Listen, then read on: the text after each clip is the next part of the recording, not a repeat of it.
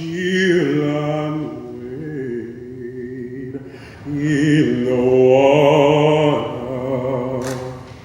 God's own trouble and water. See that man all dressed in white. God's own trouble, the water. It looks just like an Israelite. God's own trouble, the water. See that man all dressed in red. God's own trouble, the water. It looks like the band that Moses led. God's own trouble, the water. Lord, wade in the water. Wade in the water. Chill and wade in the water. God's own trouble, the water. Wade in the water. Wade in the water. Chill and wade in the water. God's own trouble, the water.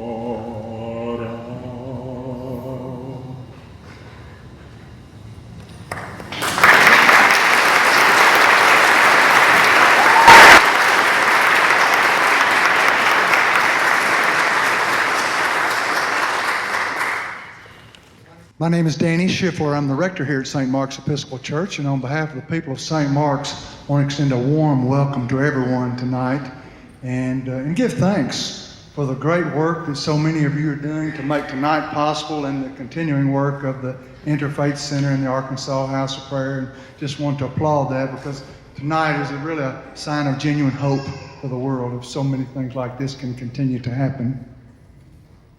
We do have seats on the sides up here if some of you in the back that are standing would like a seat.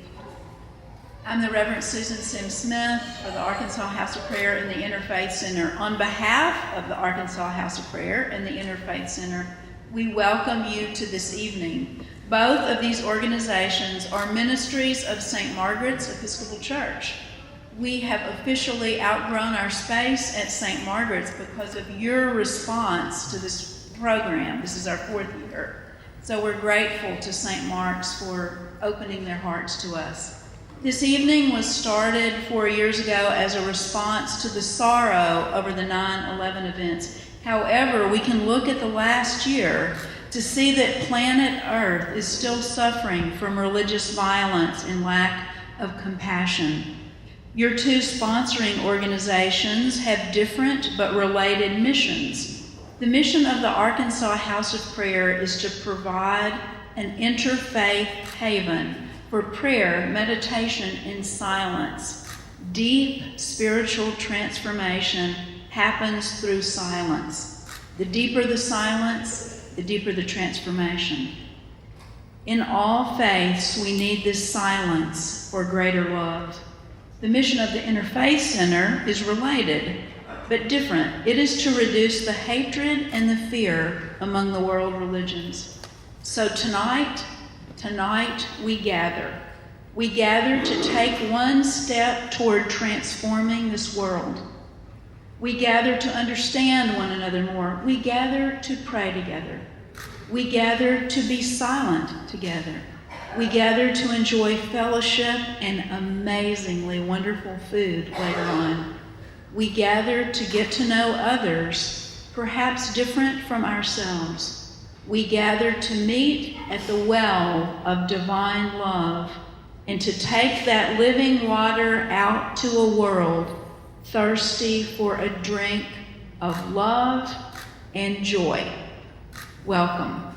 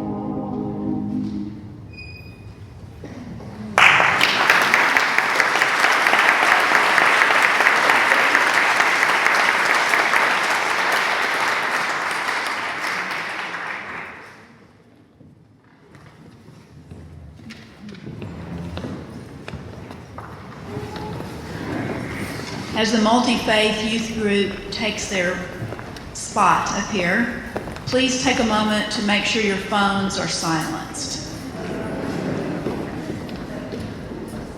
So the multi-faith youth group is an adventure of Sophia Saeed's. It's part of the Interfaith Center. She started it about 5 years ago.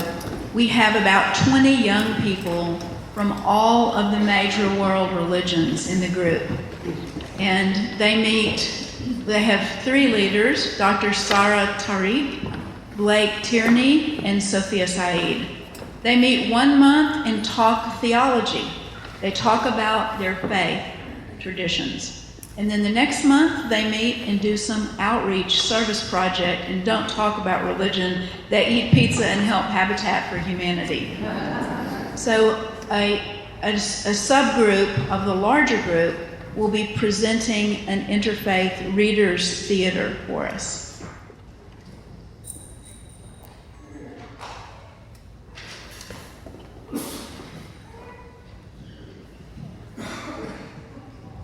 I am a Christian. I am a Jew. I'm a Hindu. I am a Muslim. I'm a Buddhist. It is a summer day. Buddha and his most loyal disciple, Ananda, are walking through a forest. The Buddha asks Ananda to fetch him some water from a stream. Ananda goes, walking miles to get there, but upon arrival, sees that the water, once clear blue, is now a muddy shade of brown, too dirty to drink. Ananda goes back empty-handed and tells the Buddha that he can get water from somewhere else. His efforts are in vain. Be patient, Buddha insists. If the water is muddy, wait by the shore until the water becomes clear again. Reluctant and annoyed, Ananda goes back and does as commanded. Time passes, and eventually, the water becomes crystal clear again. Then, looking at his reflection in the water, Ananda realizes the lesson Buddha has taught him. When the clarity of your mind is muddied by negative emotions, have patience. Wait for the feelings to go away, for emotions are only temporary. With patience, one can have a tranquil state of mind.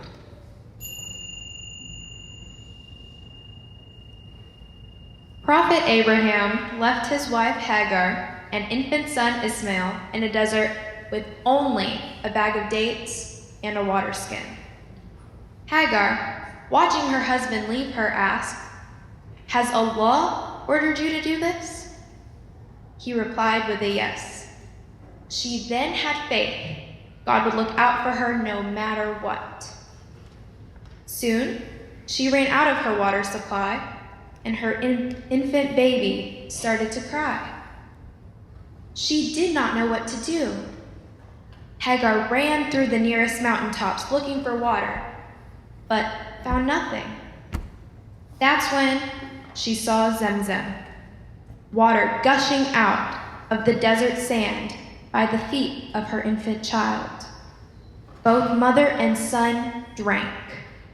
Later, the city of Mecca developed by this Zemzem water, the site of holy water that still flows after 1400 years, satisfying the thirst of many pilgrims each year.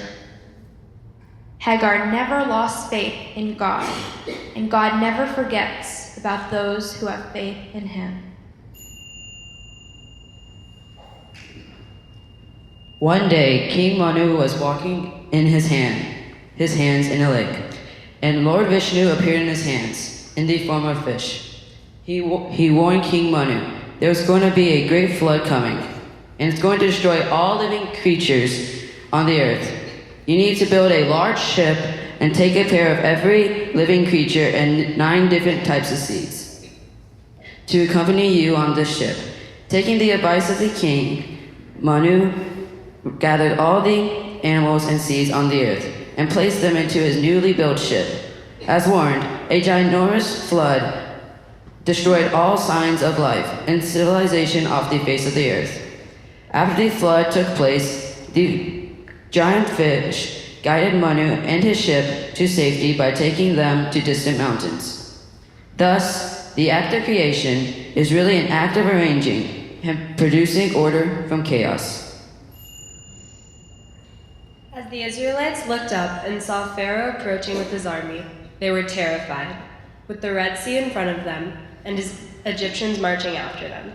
Concerned for their lives, the people asked Moses, "What have you done to us? Were there no graves in Egypt that you brought us here to die?" Moses answered them confidently, "Do not be afraid. Stand firm, and the Lord will fight for you. You only need to be still." Moses then raised his staff with an outstretched hand over the sea, and the water divided. The Israelites crossed the sea on dry land with a wall of water on their left and right. All of the Pharaoh's horses, chariots, and horsemen attempted to pursue them, but once again, Moses stretched out his hand over the sea. The waters began to flow, and the sea went back to its place, covering the chariots and the horsemen, the entire army of Pharaoh. Not one of them survived, and the Israelites continued with cheerful hearts. And today, the sea still remains, sitting peacefully between Asia and Africa. Jesus was traveling from Jerusalem to Galilee when he sat down at Jacob's well. A Samaritan woman came to the well to fetch water. Shocking the woman and breaking Jewish customs, Jesus asked her for a drink of water. Continuing the conversation, they talked about their faiths. The woman told Jesus that she believed the Messiah was coming. Jesus responded by telling her he was him. He explained that he could give her living water or eternal life, and that proclaiming God as her Savior would satisfy her soul. Jesus revealed intimate knowledge of details of her life that a stranger would not know, which brought the woman to an understanding of who Jesus was. She asked Jesus to stay and speak to the other Samaritans about his love. Jesus stayed with the Samaritans for 2 days, and when he left, the other Samaritans told the woman that they now believed that Jesus was the Savior of the world. By coming to the well, Jesus granted his gift of love, acceptance, and living water.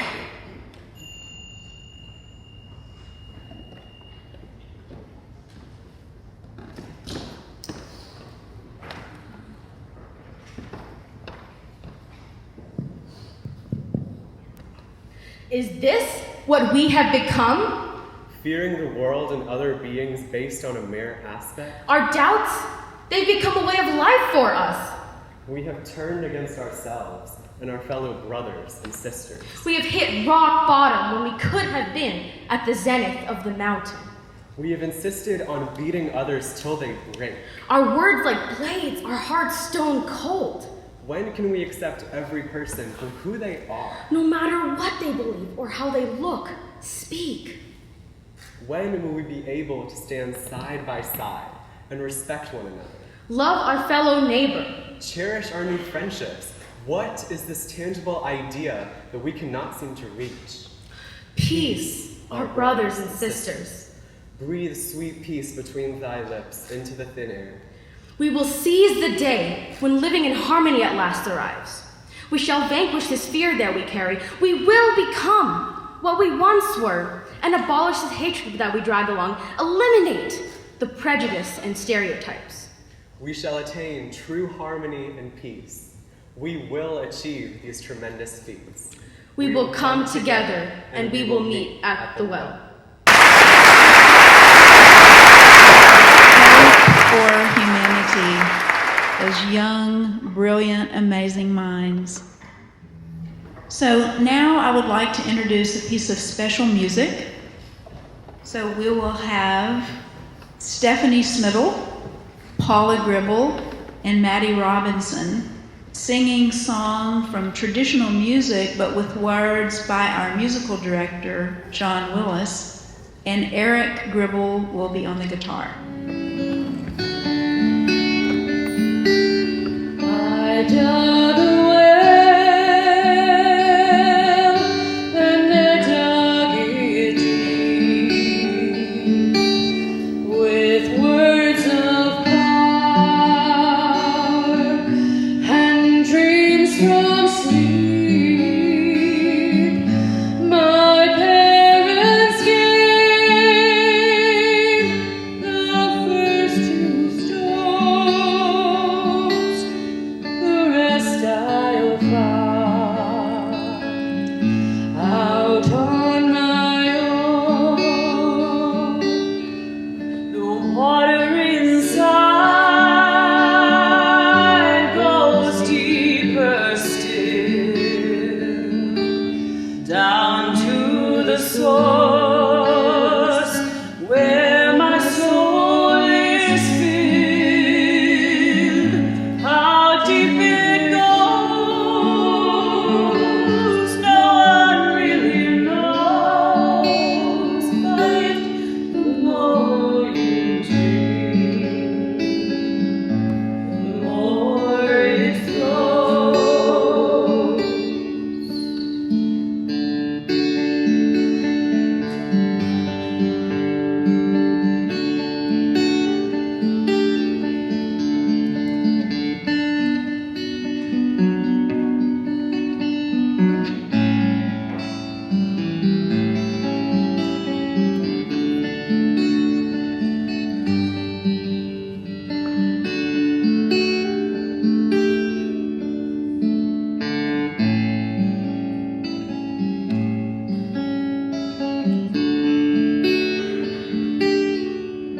Deep in the source of all that is, springtime streams of yours and hers and his. For every soul must drink from its own well, but it can't hurt to share.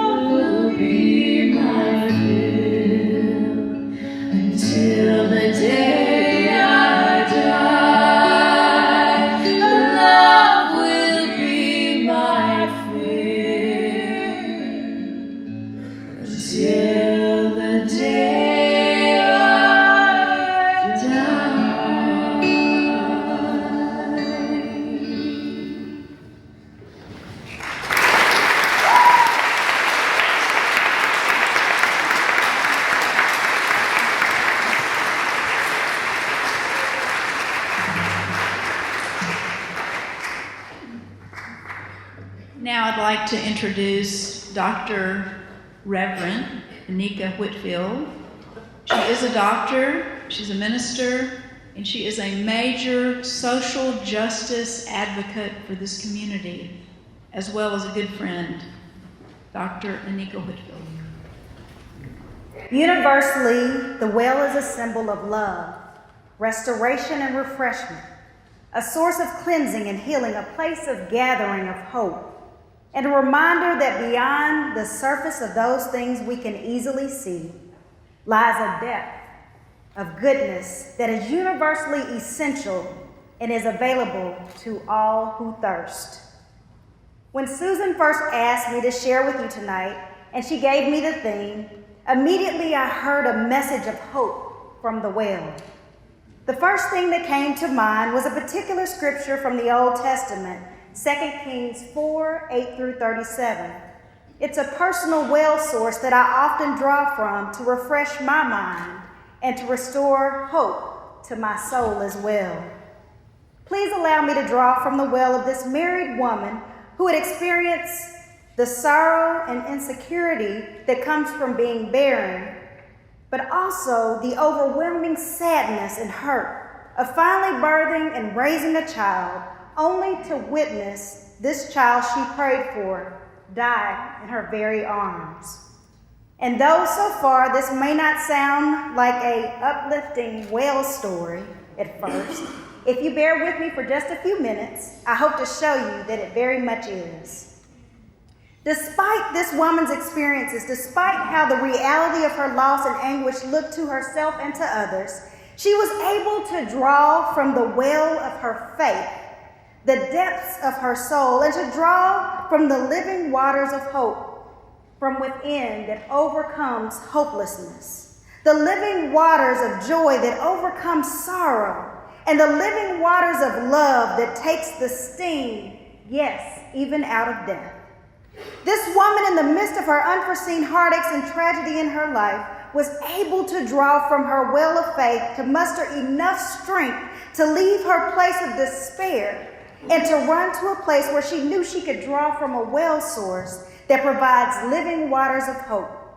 This wife, this grief-stricken woman and mother, reminds us that we should not act as if our reality does not affect us, but we should not allow our reality to affect a change in our faith. Let me say that another way.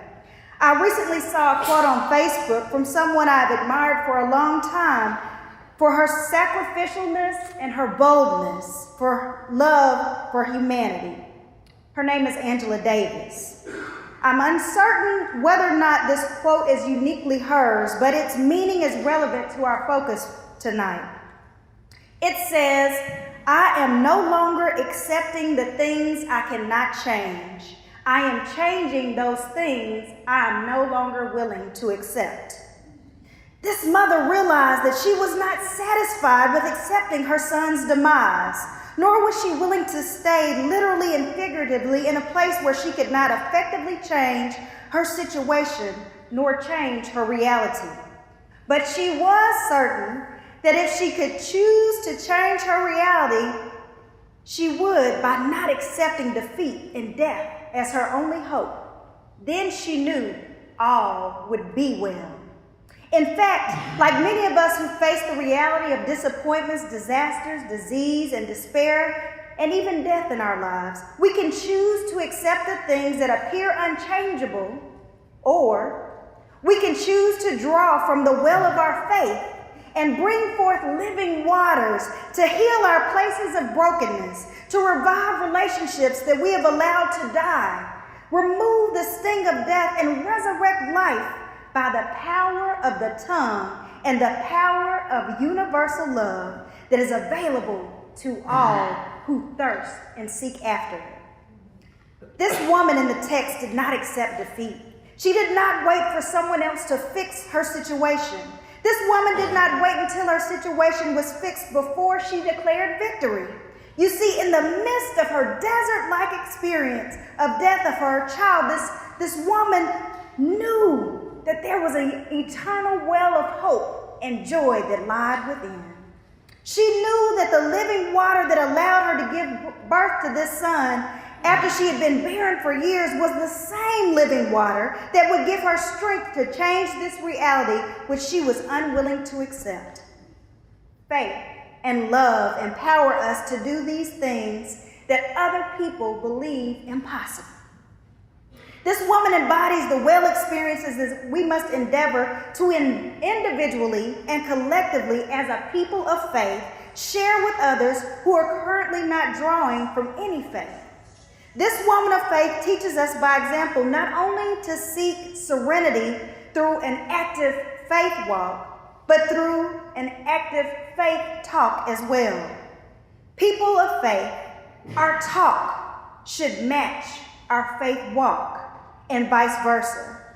If we say that as a universal people of faith that we believe that we should love our neighbors, then we must stop killing our neighbors with our words, with our actions, and even, yes, with our inactions. We must move from accepting things that we cannot change to changing things we should be unwilling to accept. There are neighbors, people who breathe the same air that we breathe, people who live on the same earth that we have been allowed to live on, and people who share the same wells from which we drink, that are waiting on us. They're waiting on people of faith to be the change that they want to see, that we want to see in this world. Our neighbors are waiting on us to invite them to share at our wells of faith and our faith experiences that are universal, personal, inclusive, and welcoming. So getting back to our story, we discover that this grief-stricken mother hurried off to tell the prophet who years prior had foretold her of her son's birth that this same son was no longer alive. And rather than accepting defeat, when she was met on the road by the messenger that the prophet sent to ask her a question, her response was, "It is well." How many of us can truly say that we've arrived at an "it is well" state of being no matter what is going on in our lives? But this woman doesn't set the bar too high for us, because as soon as she reaches the prophet Elijah, who foretold about the story of her son coming to life, she was very vulnerable, and she cried and poured her whole heart out. You see, when we go to the well, if we already have containers that are full, we have no room to be filled by the living waters for which we thirst. This woman reminds us that if we all had the answers to life's questions, we would not need the faith to teach us, to guide us, to direct us, to deliver us, to save us, to sustain us, to lift us, to change us, to transform us, and yes, to resurrect us. Because of her faith, this woman became a living well experience worth sharing with others. She did not accept the grim reality that met her in this world, in her country, in her state, in her community, in her neighborhood, and yes, even in her own home. She drew from the shared well of her faith, and she brought the source of this well to the place of despair and death that was plaguing those in and around her home, to restore life, to restore hope, to restore wellness to her son, to her husband, and even to her community. Are you willing to share from the well of your faith where you live? Are you willing to go the distance to bring the well of life, hope, and wellness in your neighborhood?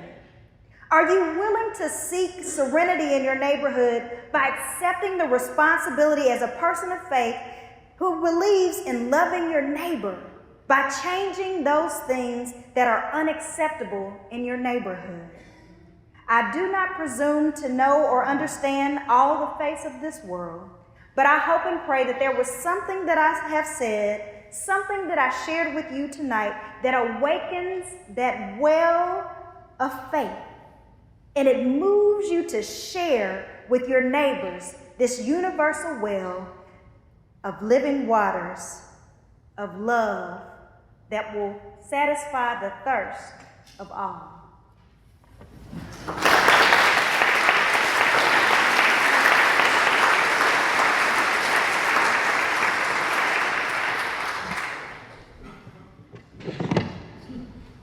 Now we will have a moment of communal self-reflection, and it will be led by 3 of our spiritual leaders in the community, and I'm going to welcome them now.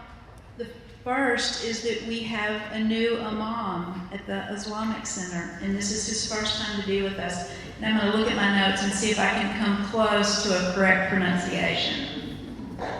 Imam Mahmoud al-Dunawi, and Rabbi Barry Block, and the Reverend Steve Coakley. Avinu Malkeinu, Almighty and merciful, hear our prayer.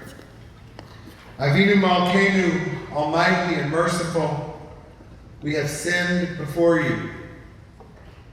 Our sins stand before you as an alphabet of woe. We seek forgiveness for these sins. We are guilty of arrogance, imagining that Judaism and Jews are somehow superior. We are guilty of bigotry, painting all Arabs, or all Muslims, or all Christians with one stroke, failing to distinguish between a terrorist and a peacemaker. We are guilty of callousness. We've been indifferent to the pain of Palestinians whose suffering accompanies the realization of our age-old dream. We're guilty of divisiveness. We've been immoderate in our words among ourselves, insensitive to the varied needs and diversity of our own Jewish people. Avinu Malkeinu, Almighty and merciful, have mercy upon us and our families. Avinu Malkeinu, Almighty and merciful, renew each of us with forgiveness, with blessing, with peace.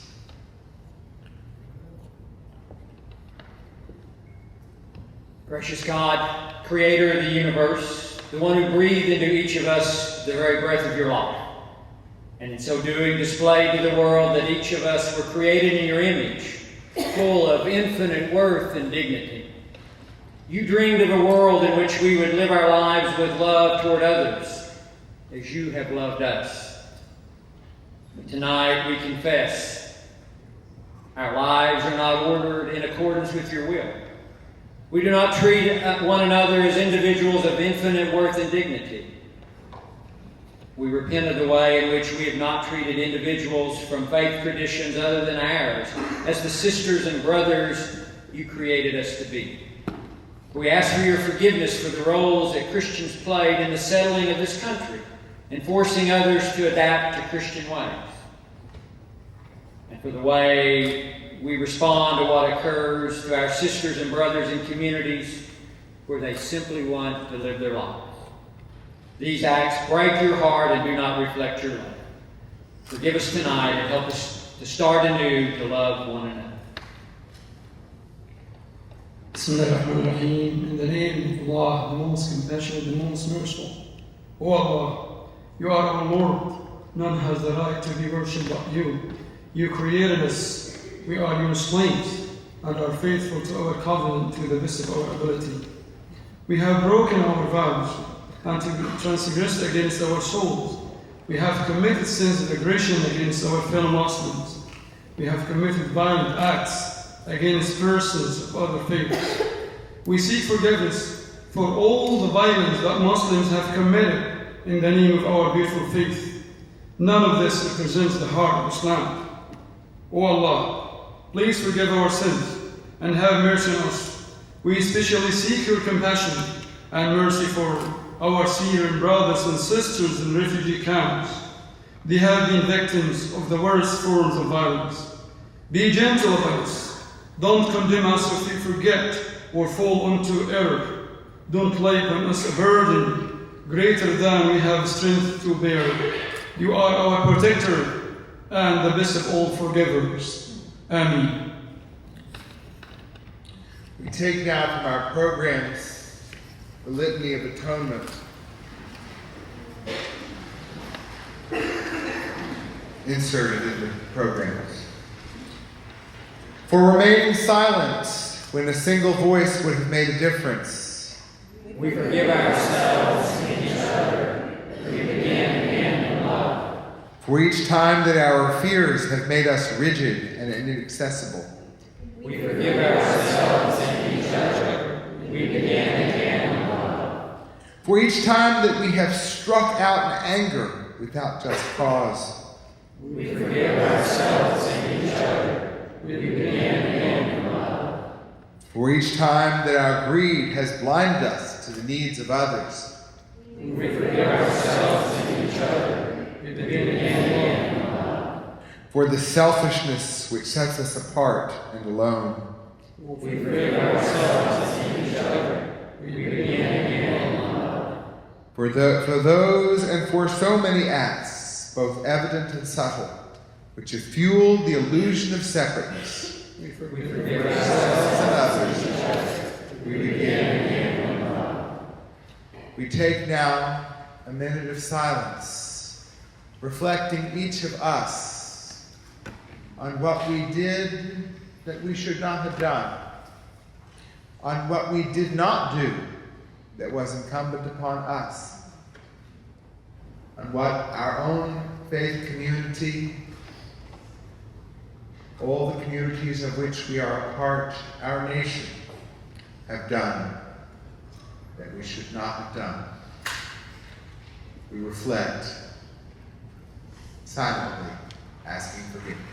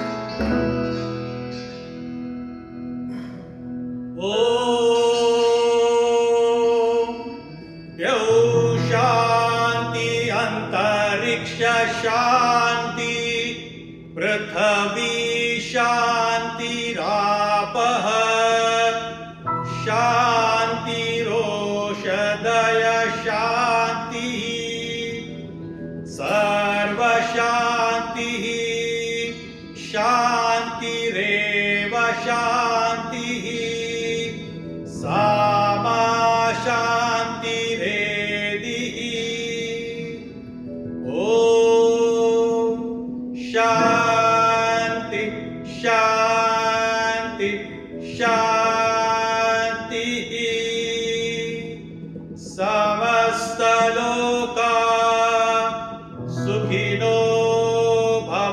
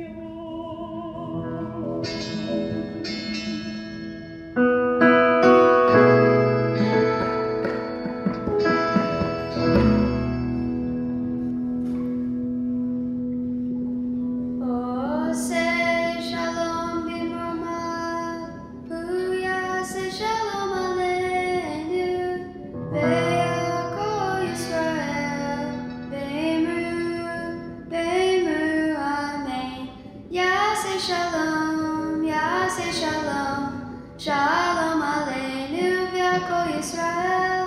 Yaseh Shalom, Yaseh Shalom. Shalom Aleinu v'Yakol Yisrael. V'meru. Amen.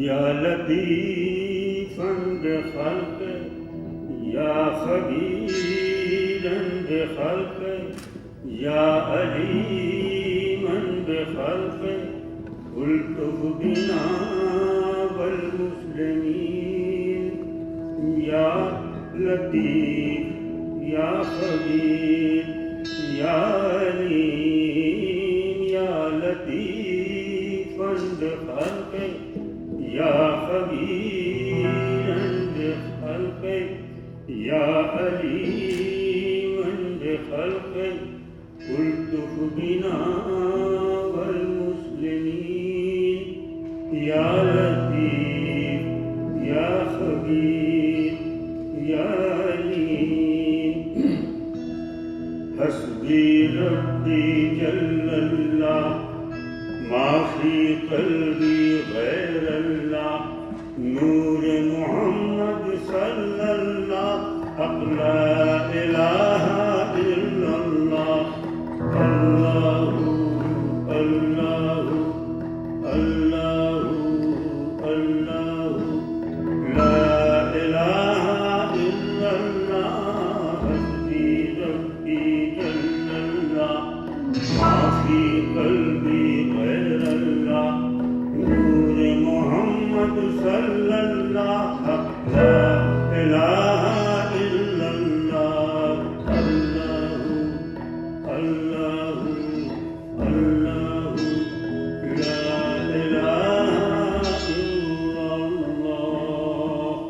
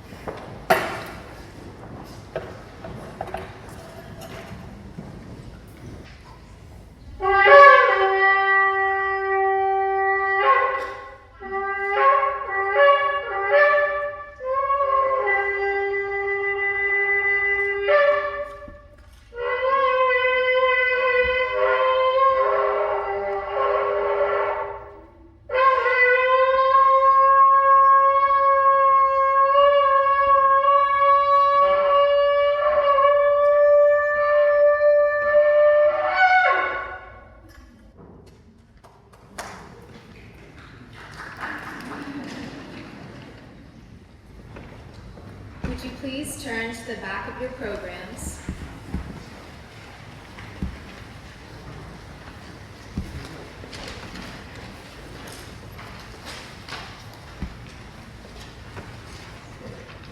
And join us in saying the universal prayer. We are standing in your presence to pray for peace and harmony. We pray for a day when your love envelops the earth, a day when spirits that unite us are stronger than the forces that divide us, a day when all people are one, no matter what color, race, or religion. Please grant us compassion to care for all creations, love to keep us strong, and acceptance to reduce hatred. Please guide our hearts and understanding, so we may coexist in harmony and universal peace may prevail the earth. Amen.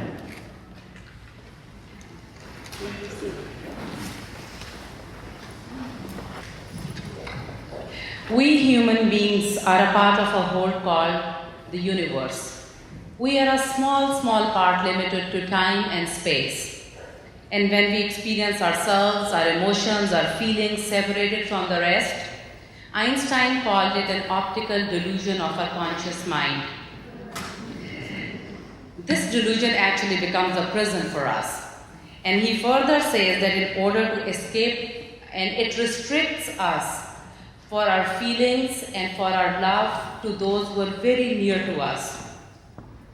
So Einstein also tells us that our task in life is to free ourselves from that prison by widening our circle of compassion, to embrace all living creatures and the whole of nature in its beauty. And that's exactly what we try to do at the Interfaith Center tonight and with all our programming. My name is Sophia Said. I'm one of your hosts for tonight. And before we go towards the closing of the program, we have one more last song to go. I want to tell you what happens right after the program, and of course to express our gratitude for all those people who helped make it possible. First of all, I really hope you enjoyed the event. A lot of effort by lots of different congregations and peoples and volunteers went into it.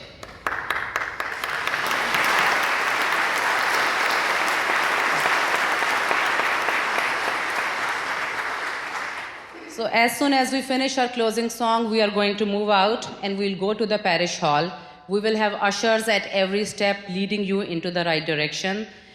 Right after we get into the parish hall, the buffet tables are set, food is ready. You are welcome to get into the line, get the food, settle down and start eating.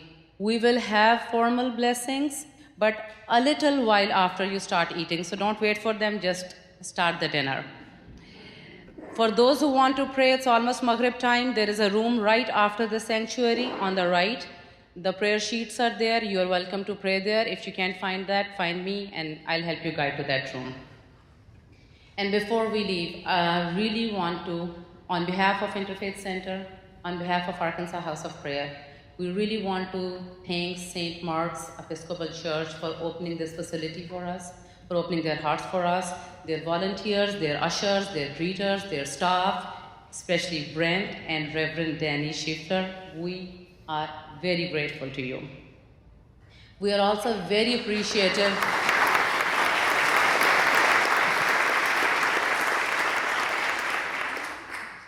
We're also very appreciative of our own volunteers and staff at Arkansas House of Prayer, especially John Willis, who's the music director of today's program.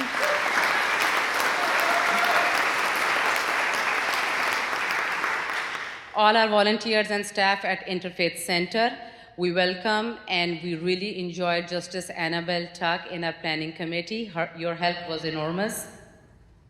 The Food Festival Committee, and everybody who participated today. The singers, the musicians, the presenters, the interfaith leaders, faith leaders, multi-faith youth group, the interfaith chorus, Interfaith Food Festival Committee. We are grateful to you. We are really grateful to you.